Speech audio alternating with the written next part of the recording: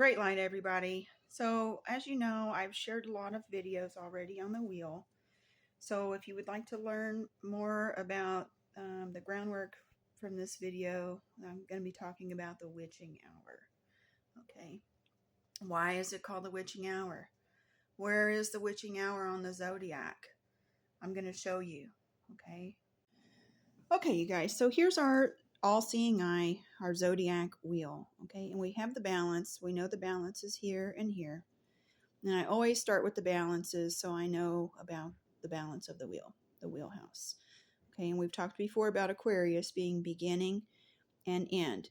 I've also done videos before to show, okay, and this is where we're at right now on our calendar clock because this is the 12-month calendar of the sun. Okay, and then the moon cycle is the 13. It floats over this. The sun is the 13th sign. He goes through all the houses. Likewise, you're the 13th sign. You go through all the house gates as well. Okay, and we do this every day. And the day begins between 6 to 8 when the sun rises. Okay, so the witching hour is 2 to 4 right here in Aquarius, which is begin and end. Okay.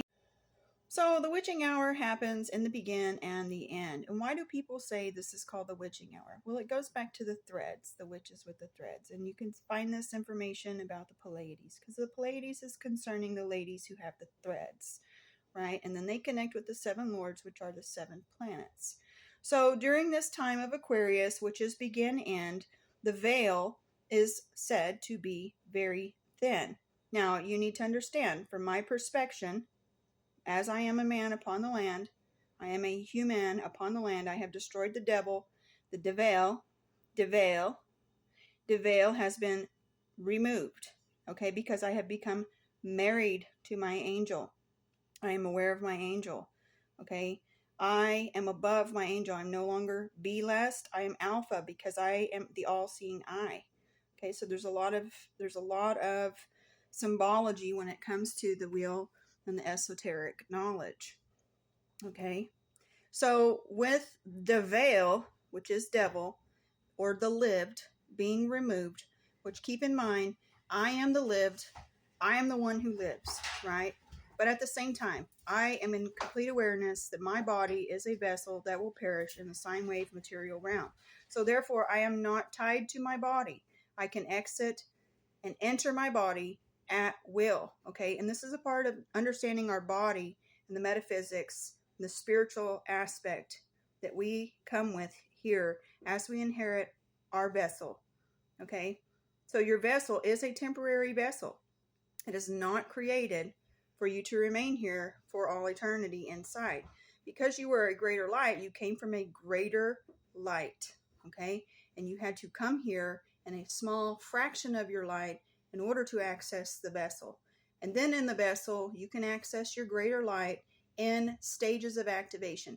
But as we know, those of us who can astral travel, we can leave our bodies because we're not tied to our bodies. So essentially, the veil has been removed, okay, because the body is essentially the veil, okay, because you understand you're no longer tied to your body. You're a spirit, you're a soul, you're incarnate light, okay, you're the spark. So you're able to access your body and you're able to leave your body. And we practice this every night when we go to bed. Okay, that's what your dream space is all about. It's all about practice. So there's many different realms you can access when you go to sleep and you reawaken each day to your body, because essentially you kind of are tied to your body due to your DNA and your frequency match that you have resonated within your body. But the witching hour is literally the beginning and the end, and it is a time during the night, which is actually morning, 2 to 4 a.m., when information is released from white space. It's the beginning and the end. It's the silent sign of the alphabet, right? So it's a portal gate that we can access.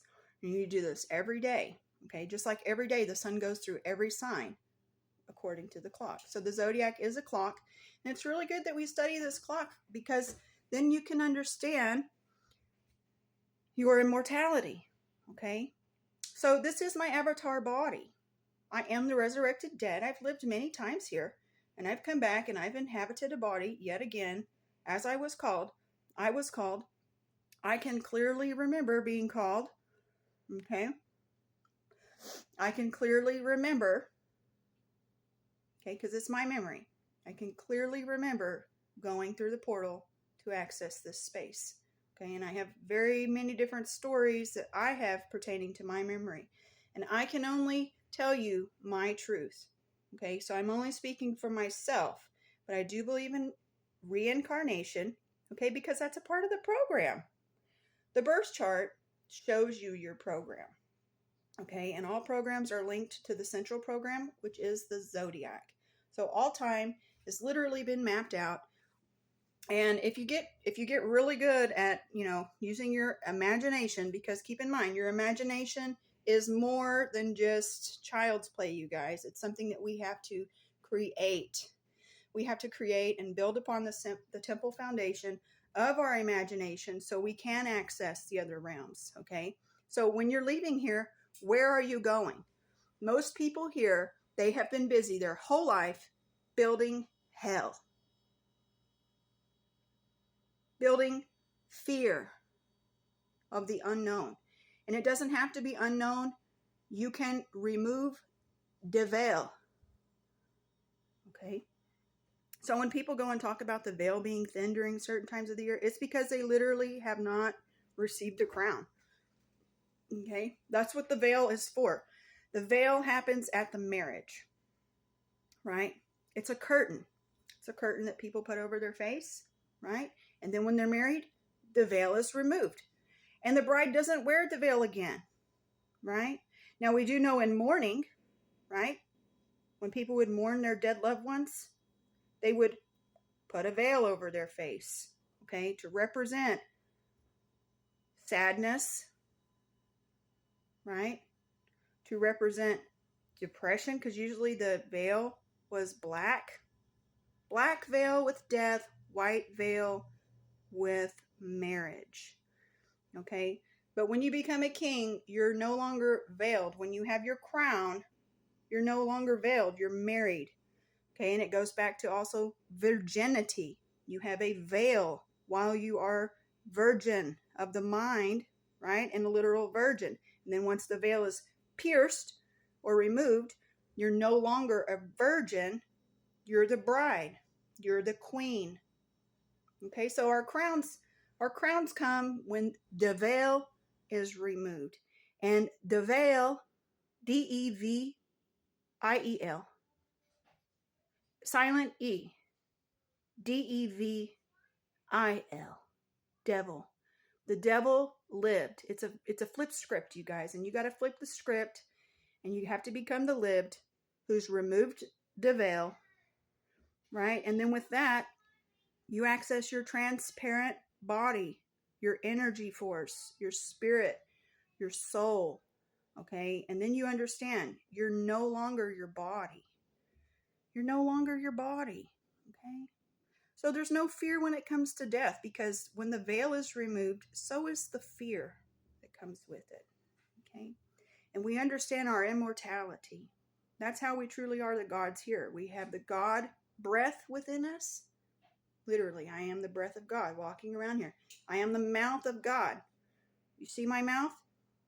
I have the tongue, the sword, right? This is how I speak. This is my reality, okay? And I create. So likewise, we all get to be the same thing, but we get to create our own realities.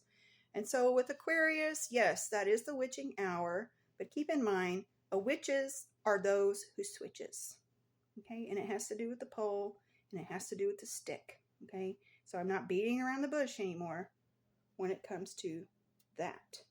When it comes to the witching hour, it is a very powerful hour that you can access. But technically, I don't want to call it a witch, because a lot of people have a lot of bad views when it comes to stuff like that. But I don't, because I know what it is.